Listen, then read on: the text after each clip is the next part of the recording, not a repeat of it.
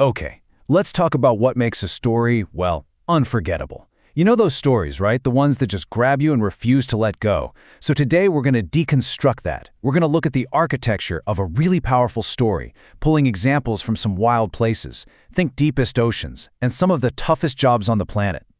Wow. Okay, so that line, it comes from a deep-sea horror story. And it's just a perfect example of what we call a hook.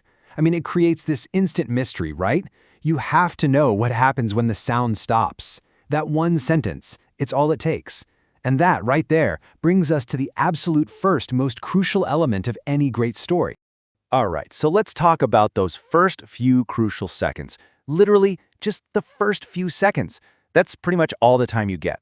I don't care if it's a 30-second video or a 3-hour epic movie, those first moments are a total battlefield for attention. And if you don't win right there, right at the start, your audience is gone. They've scrolled on, clicked away, you've lost them. So what is a hook, really? Well, it's pretty simple. Its only job, its entire job, is to earn you just a few more seconds of someone's attention. That's it. You're not trying to tell the whole story, you're just making a promise. A promise that sticking around is going to be worth their time. And it can be anything, right?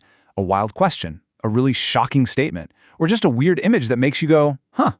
And what's so fascinating to me is how this one principle, it works everywhere, across totally different formats.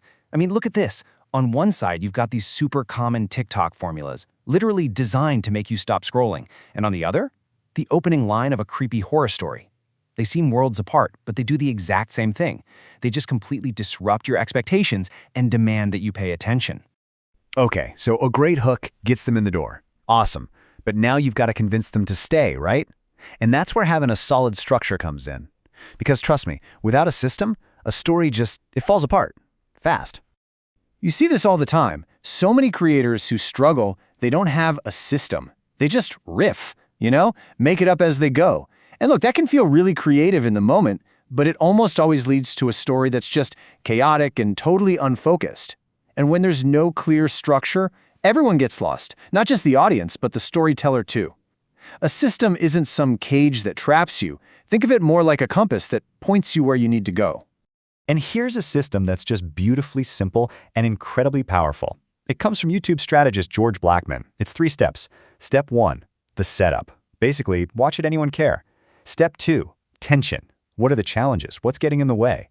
And then finally, step 3, the payoff. That's the big reveal, the resolution, the aha moment. Now, this system is great for fiction, for sure.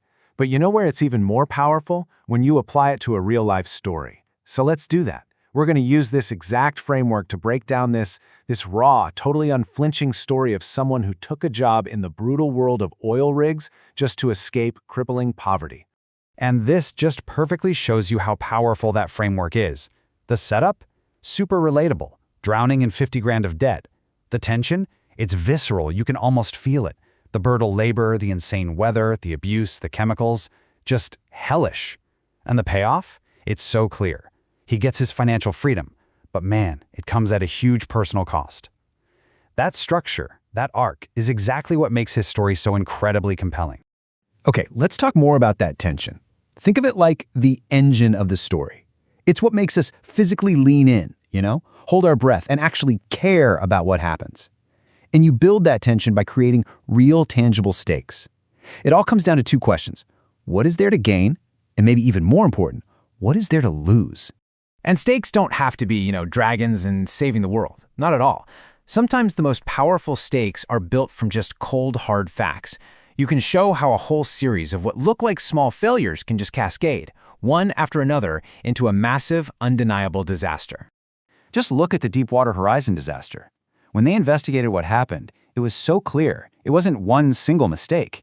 It was a chain reaction, a cascade of negligence. Every single failure you see on this timeline, the bad cement work, the faulty equipment, the crew errors, each one added another layer of just unbearable tension. It turned a risk into an inevitability. I mean, these are real-world stakes at their absolute most tragic. But then, look at this. This shows you how fictional stakes can be just as powerful, if not more so. This one line from that horror story completely reframes everything. Suddenly, the stakes aren't just about drilling for oil anymore. Oh no. Now, it's about surviving what happens when you've basically wounded a living planet. The tension just skyrockets from, an industrial problem to a full-blown existential crisis. Okay, so you've done it. You've hooked your audience, you've built a solid system, you've raised the stakes to the moon. You're almost there. But all of that hard work can be completely undone by a weak ending. Seriously, the ending is everything. It's the last impression. It's the flavor that lingers long after it's over. Because a good ending isn't just about tying up loose ends in the plot, it's about delivering a very specific emotional impact. It is your absolute last chance to tell the audience how they should feel about everything they just went through with you. So let's go back to our oil rig stories and look at them through this lens of different ending types. The real-life story. That one gives us a bittersweet ending, right? He escapes his debt, which is great, but he's broke again and has to go back to that brutal life. Then you have the fictional horror story, which hits you with this incredible 1-2 punch. First, a tragic ending for the crew, and then this ambiguous, terrifying threat that sticks with you. I mean, it grabs you and absolutely refuses to let go. Well, what's the magic behind that? Today, we're going to tear down the architecture of those unforgettable stories. And we're going to look at some pretty wild examples to do it. I'm talking from the absolute depths of the ocean to some of the toughest jobs you can imagine. Check this out. This line comes from a deep-sea horror story, and wow, it is a perfect example of a great hook, right? It just instantly creates this mystery, this knot in your stomach. You feel that tension, and you have to know what happens next. Why did the drilling stop? It's just one sentence, and bam, the story's got you. And the hook's job is actually pretty simple. Its only purpose is to earn you a few more seconds of someone's attention. That's it. You're not telling the whole story yet, you're just making a little promise. A promise that sticking around is going to be worth their time. Okay, so a killer hook gets your audience in the door. Great, but now what? You've got to convince them to stay, right? And that is where having a solid structure, a real system, becomes absolutely crucial. And look, without some kind of system, your story is going to fall apart. I mean, it'll just become a chaotic, unfocused mess fast. But a system isn't some rigid cage that kills your creativity. No. It's more like a compass, It's there to guide you, to make sure both you and your audience don't get completely lost. So what's a good system look like? Well, here's a beautifully simple and really powerful one from YouTube strategist George Blackman. It's just 3 steps. First, you've got the setup. This is where you answer the question, why should I care? Then comes the tension. What are the obstacles? What are the challenges? And finally, you get the payoff. That's the resolution, the big aha moment. Now, this system works great for fiction, of course, but man, it is so powerful when you use it for a real-life story. Take a look at this breakdown of a guy who went to work on an oil rig. The setup? Instantly relatable. He's drowning in debt. The tension is just visceral, right? Brutal labor, insane weather, abuse, chemicals, and the payoff is so sharp. He gets his financial freedom, but it costs him dearly on a personal level. That structure is what makes his story hit so hard. Okay, let's zoom in on that middle part, the tension. I want you to think of tension as the engine of your story. It's what makes us lean forward, it's what makes us hold our breath, it's what makes us actually care about what happens next. And the way you build that tension is by creating real, tangible stakes. Really, it all just boils down to 2 simple questions. First, what is there to gain? And second, maybe even more importantly, what is there to lose? The real power, the real gut punch, is usually in that second question. And here's the thing about stakes. They don't always have to be about saving the world or slaying dragons. Sometimes the most terrifying stakes are built from just cold, hard facts. Take the Deepwater Horizon disaster.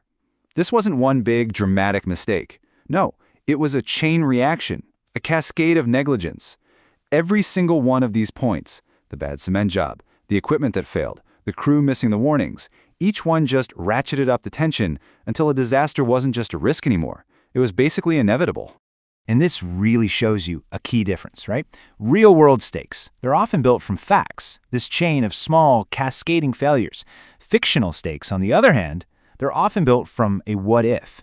They take a problem and just blow it up into an existential crisis. And that's exactly what this one line from that horror story does. It completely reframes everything.